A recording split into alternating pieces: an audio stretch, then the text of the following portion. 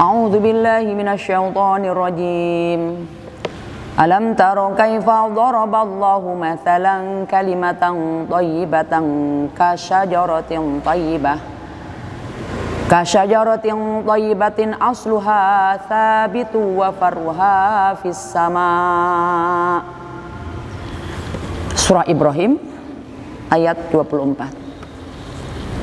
Tidakkah kau perhatikan bagaimana Allah telah membuat perumpamaan kalimat yang baik seperti pohon yang baik, akarnya teguh dan cabangnya menjulang ke langit.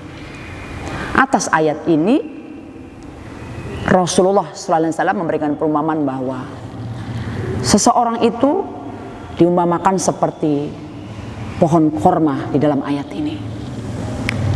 Ada 4 filosofi pohon korma di dalam penjelasan satu ayat ini.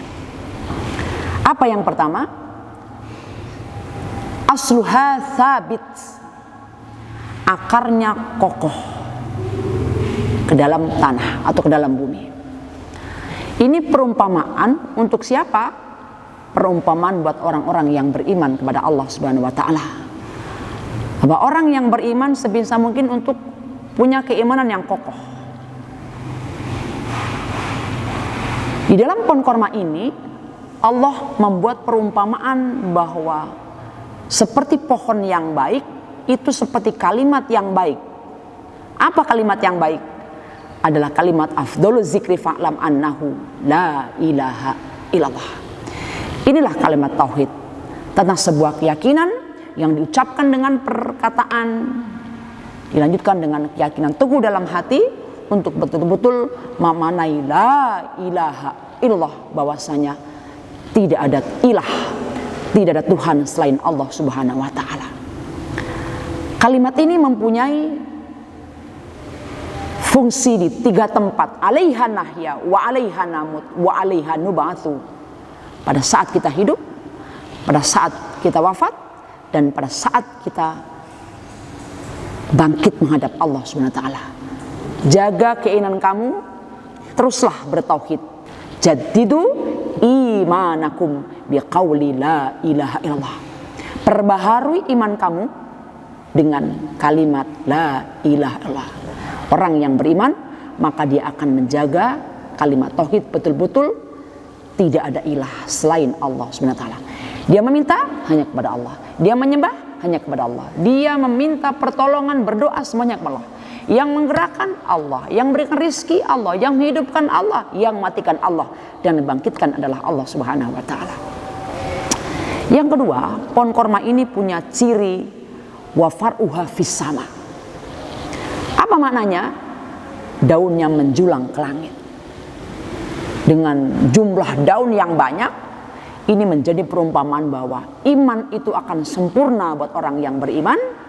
Selain dia beriman dengan kokoh seperti akar pohon korma, dia pun beramal soleh sebanyak cabang-cabang yang menjulang ke langit. Rasul sabdakan kepada kita, badiru bil a'mali solihah. Teruslah kamu beramal soleh, semangatlah beramal soleh. Yusba'ul mayyiti salasun. Ketika orang meninggal, diikuti oleh 3 perkara. Isnani yarji, yang 2 pulang, yang 1 ikut. Siapa yang pulang? Keluarganya, hartanya, dan siapa yang ikut adalah amal solehnya. Di ujung surah Al-Kahfi Allah menyebut, faman kana yarju liqa'a rabbih falyamal amalan solihah. Ketika kau ingin bertemu dengan Allah, maka yang kau bawa adalah amal soleh.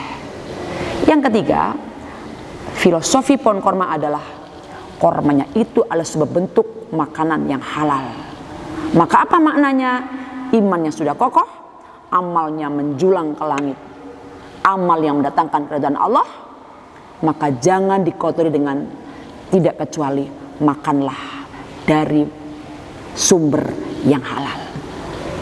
Ketika ada sesuatu yang tidak halal masuk dalam perut kita, maka itu sesuatu yang menyumbat.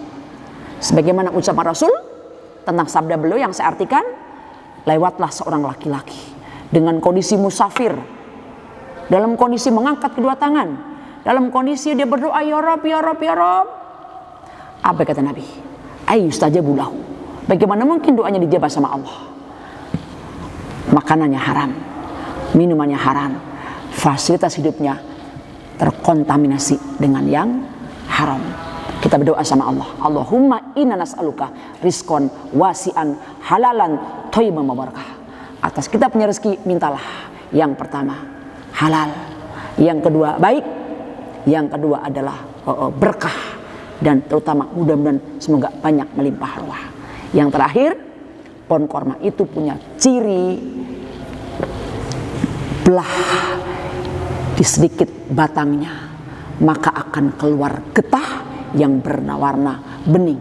Beberapa pohon warna getahnya mungkin ada yang kental, ada yang putih, tapi di pohon korma ini, di batang itu kita sedikit buka dan akan didapati bahwa getah dalam pohon korma itu warnanya bening. Apa maknanya? Iman seseorang kuat seperti akar pohon korma, amal solehnya seperti dahan pohon daunnya menjulang ke langit. Yang ketiga, makanannya, hidupnya terpenuhi dengan hal-hal yang halal.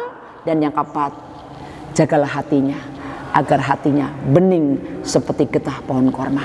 Demikian, semoga 4 filosofi pohon korma ini bisa menginspirasi. Wallahu a'lamu bishawab. Assalamualaikum.